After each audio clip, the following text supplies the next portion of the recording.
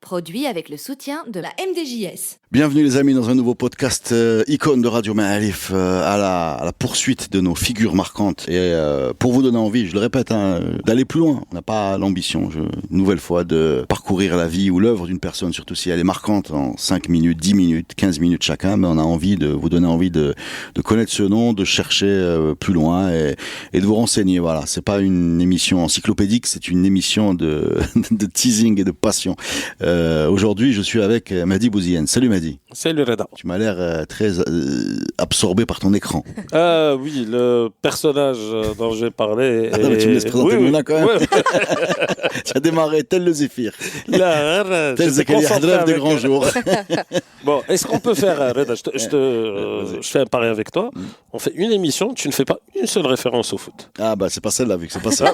Pas celle-là, mais une prochaine si tu me réinvites. D'accord. Je t'offre un Coca-Cola. D'accord. C'est de la pub, ça. C'est de la pub, ça. Je sais pas si tu as le droit. Ou un Pepsi. Ouais, ça fait la pub. Ouais, un Pepsi, ouais, un Orangina. Okay. Bon bah écoute, Mouna, ça va toi? C'est moi, oui. Ouais. En forme? Ouais, gentiment. Qui commence? On s'est mis d'accord, mais j'ai oublié ce que... Courte paille. Moi, je veux bien. Vas-y, de qui Allez. tu parles? Alors, j'ai choisi un humoriste. Un humoriste que je considère comme une icône et que je mets dans le même sac que Louis de Funès ou Charlie Chaplin. Je dis ça parce que pour moi, c'était les trois demandes. Non, je sais. Non. En tout cas, dans... Petite parenthèse, quand vous présentez vos icônes, je comprends très bien le teasing et les effets de surprise. Mais faut qu'on dise le nom. Non, mais il est dans le titre en fait. Ah, Non, mais c'est pas... il est dans le titre. Donc vas-y. Donc tout le monde sait que tu vas nous parler d'Abdraouf. Non, recommence, rien du tout. Tu coupes rien, c'est très drôle. Abdraouf. Ouais, il faut y aller quoi. Elle est drôle celle-là. Elle est bonne. Oui, donc Abdraouf. Ce cher Abdraouf, icône de mon enfance. Je suis curieuse de savoir si la jeunesse aujourd'hui sait qui est Abdraouf, mais à l'époque, comme on regardait beaucoup la télévision. La jeunesse qui va cliquer sur notre podcast, oui. Les autres, je sais pas. Les autres, tu sais pas. Oui, Abdraouf qui était à la télévision. Et voilà, le souvenir que j'ai, c'est qu'il me faisait beaucoup rire, même si je comprenais pas la moitié de ce qu'il disait, qui faisait rire mes parents, mais qui faisait aussi rire mes grands-parents. Donc c'était l'humoriste pour tout le monde. L'humoriste la famille. Bon, exactement. Mais en même temps, tu m'aurais posé la question avant ce podcast, de ce que je sais de Abdraouf, pas grand-chose en fait. Ces espèces de mimiques, cette espèce de chapeau qu'il portait, cette espèce de, je sais pas comment on appelle ça, chez Chia, voilà, taguia. Je me souviens qu'il avait l'air un peu bébête, mais j'aurais pas pu t'en dire plus. Donc en fait, j'ai fait des recherches pour pouvoir faire ce podcast. Pour moi, c'était une icône, mais j'en savais pas plus que ça.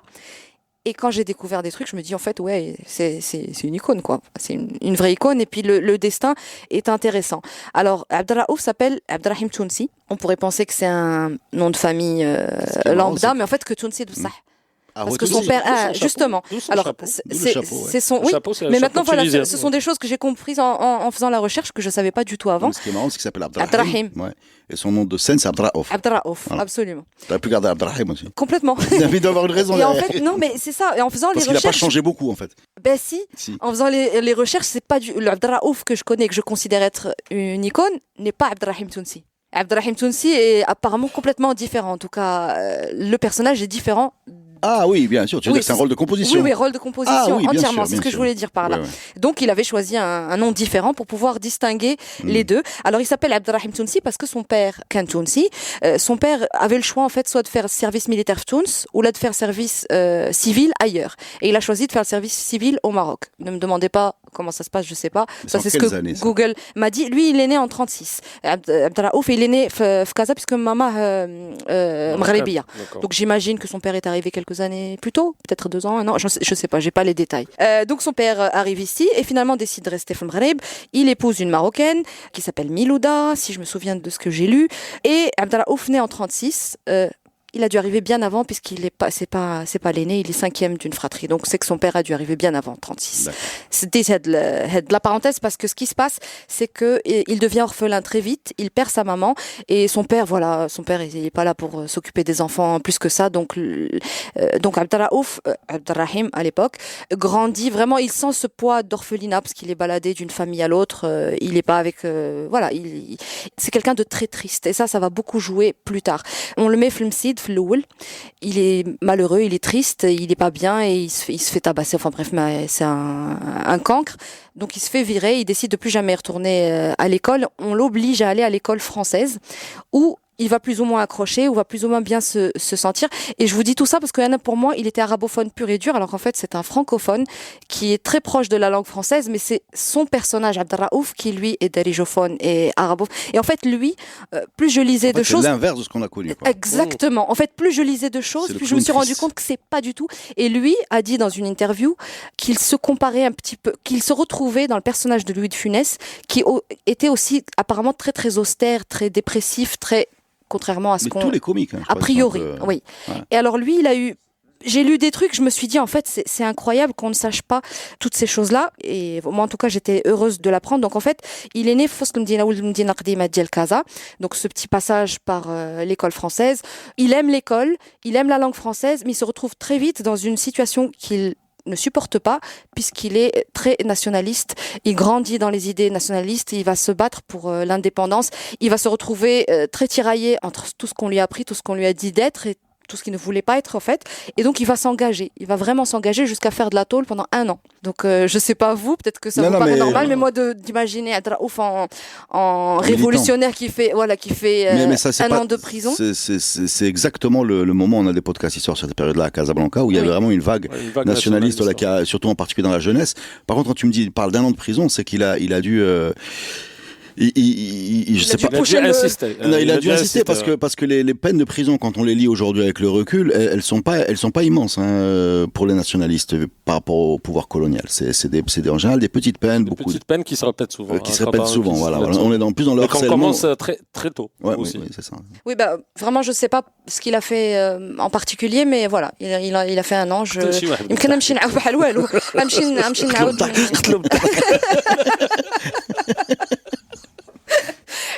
Et puis voilà, j'ai lu plein de choses bizarres. Par exemple, son premier boulot. Bon là ça conforte plus le côté austère. Il a bossé dans un cimetière. Il a bossé dans un cimetière. Mais oui, mais moi je lisais ça et puis j'ai recoupé les trucs, mais histoire que je vous dise pas de bêtises, parce qu'aujourd'hui sur Google on peut trouver tout et n'importe quoi. Mais non, il a bossé dans un cimetière et en fait il est tombé amoureux de sa première femme parce qu'entre temps ils avaient divorcé. Sa première femme Smith Khadija, ils n'avaient pas les moyens de se marier.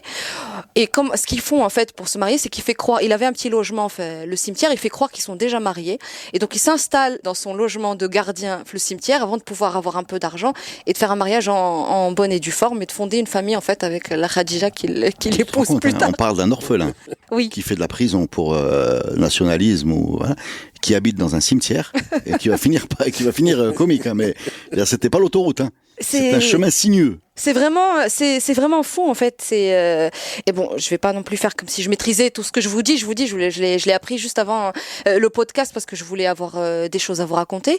Et donc je réalise que voilà, c'est Dr Jekyll et Mr Hyde quoi. Donc il y a ce personnage très sérieux, un peu triste, un peu que la vie a malmené.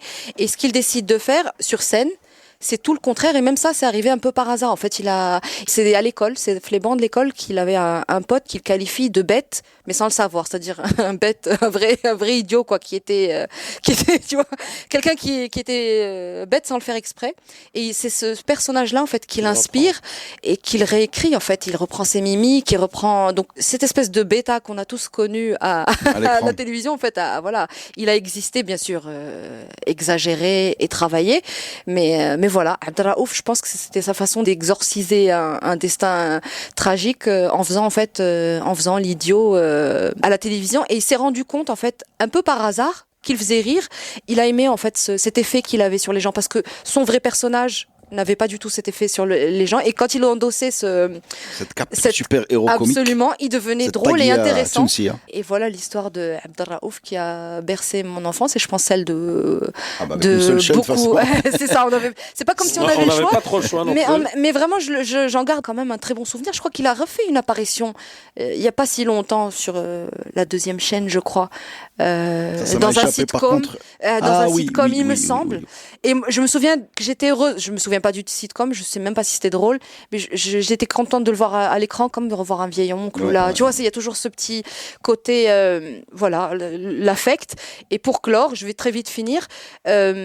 Prends ton temps, hein, on paie pas Non, les- parce que j'ai pas les grand chose à gigas. dire. J'ai pas grand chose à dire, juste que je considère que c'est une icône et que c'est drôle comme ça. Voilà, il a disparu en fait un peu du paysage. Il a réapparu après quelques années parce que je sais pas si vous vous souvenez à une époque sur Internet, on annonçait des morts à tout Des va. morts. Et moi, je me souviens d'avoir lu que Abdelraouf était décédé à plusieurs reprises, alors qu'en fait non. Il avait été annoncé plusieurs fois. Voilà. Par contre, c'est quelqu'un qui souffre de Qui- plusieurs maladies. Absolument. Moi, Et qui est très sa fin de vie, elle est relativement difficile. Et en tout cas, c'est ça. Et la dernière interview que j'ai réussi à trouver de lui, elle date de 2018. Et il annonçait à l'époque qu'il travaillait sur une biopic sur sa vie. mais ça je sais mérite. pas voilà, je sais pas où en est le projet, mais en tout cas, si cette biopic existe, si ce livre est écrit, s'il existe, moi, j'aimerais beaucoup le lire. Voilà. Pour Bravo. mon icône. Bravo. Effectivement, une bravo. icône qui a. Je ne me rappelle de aucune blague. Je pense que j'étais Moi trop non jeune plus. pour capter un petit peu son Faut quand même humour. mais préciser que Mehdi c'est- est né dans le milieu des années 2000. Ouais, c'est ça. Catégorie junior. Ouais. Mais Mehdi est né après effectivement. Internet. Ouais, exactement. Waouh. Après la 4G d'ailleurs. Non, mais quand tu as un personnage comme ça qui frappe, parce que tu vois, pourquoi on est surpris? On est surpris de découvrir qu'en fait qu'un comédien ne ressemble pas à son rôle. Exact. C'est quand même la base. Ouais. Et pourquoi on est surpris? Parce qu'il est fort. Ouais. Voilà, parce que donc on avait l'impression qu'il était lui-même et que ce personnage un peu il débordait de vérité au point qu'on a cru que c'était un vrai Benet qui venait nous amuser. Enfin, on a cru, on l'a pas. Par contre, c'est aussi un défaut que nos médias ou nos télés font, c'est que autant Abdelraouf avait sa place dans le petit écran à travers son personnage, autant l'Abdelrahim Tounsi, personne n'en parle dans la télé. Alors que des personnages tragicomiques comme ça, j'ai comme ça, en parlant d'un clown, j'ai la tête de Coluche qui me vient à l'esprit. Coluche, on le voyait en tant que comique, mais on le voyait aussi Michel, en tant que, ouais, après que personne. c'est une question de personnalité. Hein. Rien ne dit que parce que Mais que Coluche- ça soit ça, que ça soit Qbel ou Zerwal, ou que ça soit beaucoup de personnages Oui, je qui ont... On connaît le personnage qui passe Sahara ديال السبت بالليل, mais derrière, il n'y a pas suffisamment d'émissions culturelles, il n'y a pas suffisamment de contenu culturel qui puisse mettre en avant l'artiste et pas le personnage. Oui, mais on parle d'une période de toute façon où notre audiovisuel se limitait à faire intervenir les artistes dans leur art. C'est-à-dire que même des gens qui avaient peut-être une dimension mais vraiment énorme dans notre paysage. Je pense à des gens comme, j'ai envie de dire, Vladi Belkhiat par Oui. exemple, qui chantait tous les samedis Fsalen Fini El Kobra. Je pense qu'on lui a jamais rien demandé à part de chanter. C'est vrai. Et Alors que le personnage est voilà, folklorique, enfin c'est- il est voilà, spécial, il est on rock'n'roll. n'a jamais posé ce bonhomme-là. Enfin, je parle du top de. Après, bien sûr, c'est venu. Oui. Après, il y a eu des émissions pour rendre hommage à ces gens-là, plutôt dans la fin de leur carrière. Mais au moment où ils étaient au top, je sais pas si quelqu'un s'est amusé à poser des questions aux gars de l'Riwan ou bien non, c'était pas vraiment évident. Même les sportifs aujourd'hui, les sportifs donnent leur avis sur tout, mais je me rappelle pas qu'on ait demandé à Dolmy, enfin Dolmy en tout cas il va jamais te répondre, mais à Timou, mais chacun était vraiment dans sa place. Moi j'arrive, je vous fais rire, je rentre chez moi. Moi je joue au foot, je terminé, merci, au revoir. On n'a dit pas de foot, Reda. Hein? On n'a dit pas de foot. Là, la galaxie est Non, ratée. celle-là, c'est foutu, mais je t'ai mis. Il a déclaré forfait, mais je t'ai mis une référence au début. Tu as perdu sur tapis 20. J'ai perdu sur un golden goal anticipé. Voilà. Merci beaucoup. Merci à vous.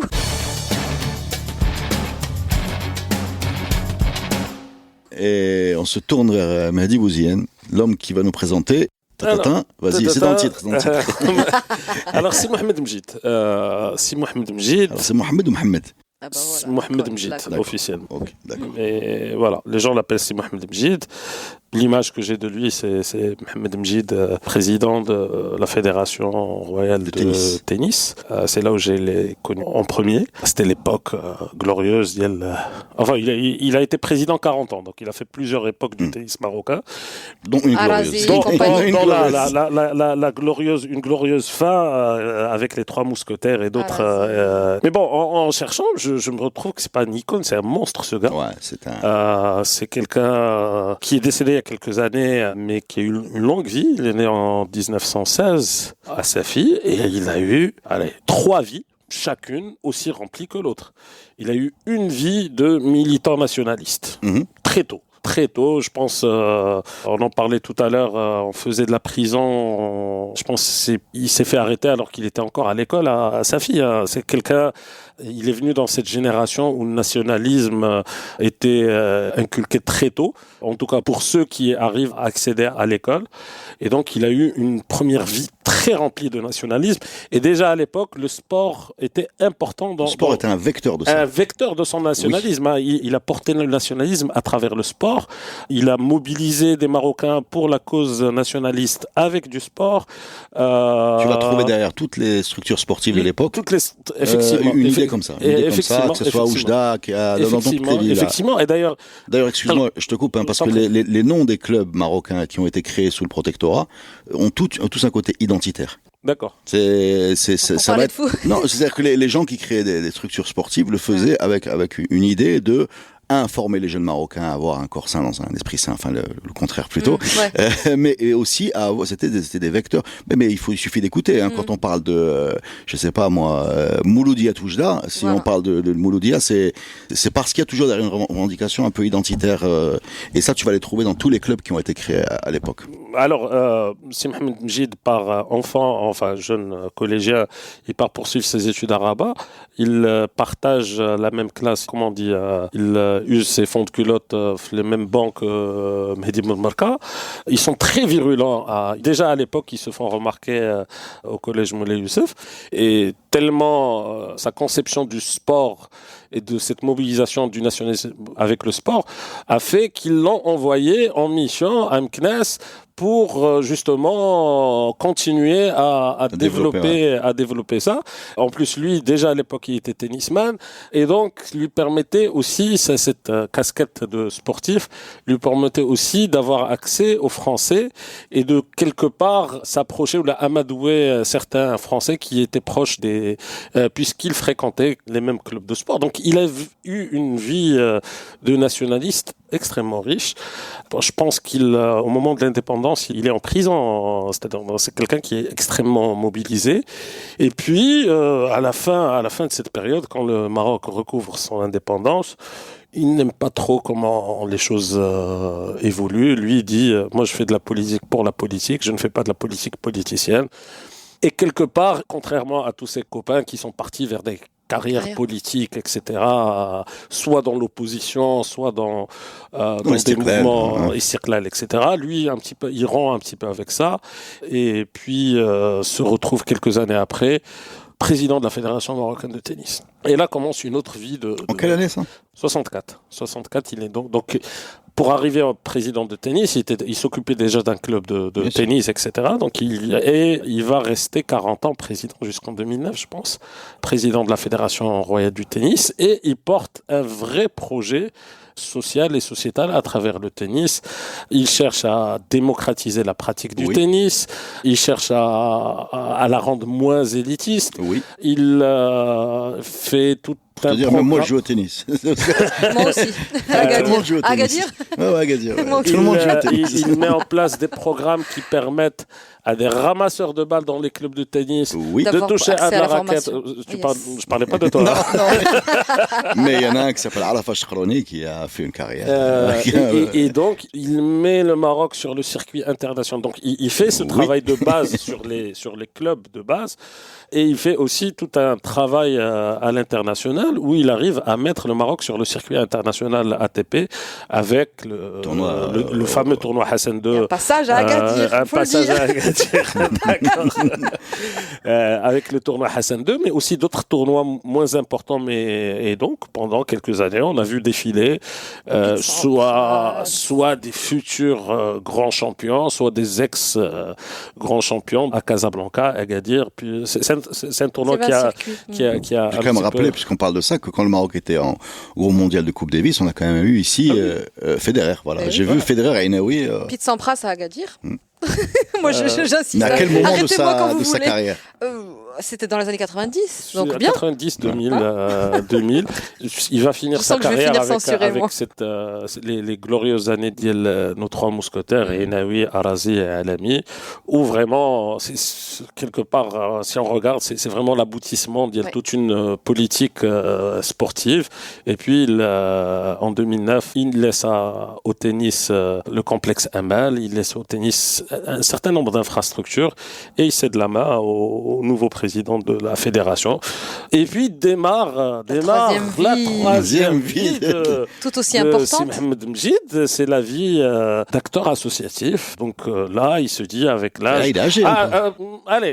J'ai oublié un passage, les années 80, il se présente aux élections à Safi, il devient député de la nation, un petit peu les circles. Lui, s'il va faire de la transhumance, je pense qu'il commence circlalien, il finit RNiste. Et il se fâche avec les RNistes parce qu'il trouve qu'ils ne sont pas assez engagés, etc. Et donc, après un passage au Parlement, c'est là où il se focalise vers ce qu'il considère le plus important, c'est le travail social. Il fonde, c'est pas très mégalo, mais bon, il fonde une association, la Fondation Mjid. Alors, Mjid, c'est pas son nom, c'est Fondation Marocaine Jeunesse Développement, etc. Quel hasard. Par un heureux hasard. Et sincèrement, cette fondation, et c'est là où j'ai côtoyé Mohamed Mjid un petit peu, et où j'ai connu son association, la Fondation Mjid, travaille sur la jeunesse à travers, ils ont 3 grosses activités. Ils ont des centres de dialyse dans certains quartiers populaires. Ils font de la formation professionnelle pour les jeunes. Ils ont plusieurs centres.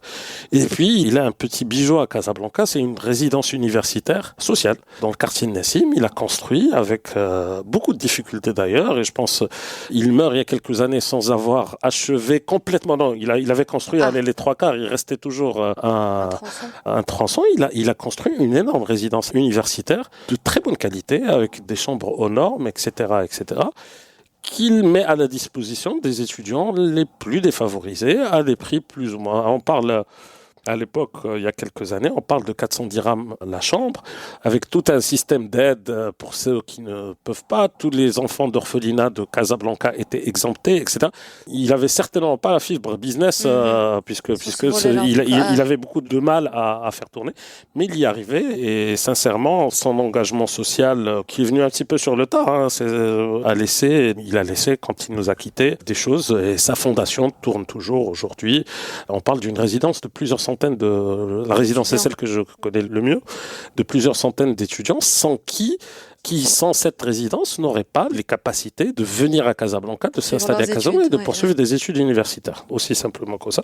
Et donc voilà, ce n'est pas une icône, c'est 3 icônes dans 3 mondes différents. Je connaissais pas son passé national, je le devinais, mais je le connaissais pas très bien. Mais que ce soit en tant que président de la fédération ou en tant qu'acteur associatif, sans parler je pense quand il passait à la télévision, c'était quelqu'un qui avait un franc-parler, qui envoyait paître tout le monde, qui n'avait de compte à rendre à personne. Et donc voilà, c'est quelqu'un qui a marqué les esprits et qui a marqué chacune de ces époques.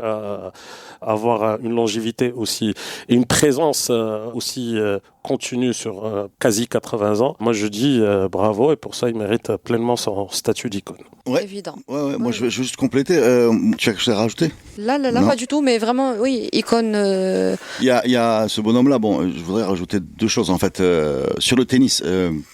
C'est amusant parce que on va retenir les exploits de Inaoui, Arazi et Alami, mais en fait, moi, ce que je retiens, c'est même pas ça, parce que je suis même pas convaincu que la fédération. Enfin, on est plus dans le parcours de ces 3 glorieux tennisman, on est plus dans des histoires de famille que dans des structures fédérales qui poussent, etc. On est plus dans ces histoires-là. Mais ça n'empêche que ce que je vais dire est encore plus vrai. C'est qu'en fait, il a posé un peu le tennis comme un sport.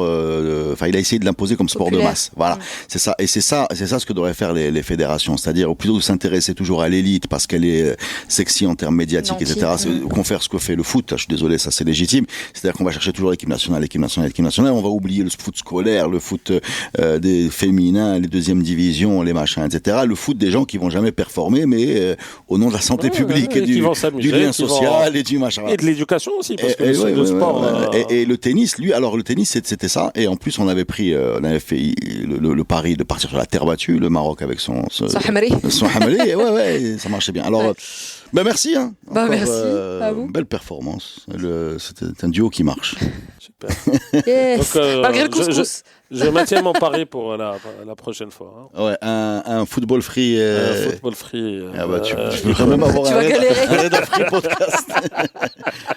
La boxe, je peux les. Oui. J'ai d'accord. pas dit sport free. D'accord. J'ai Ok. bien parlé du Ok, tennis. ben, je vais transposer mes allégories dans le noble art. Merci les amis. Merci. Merci.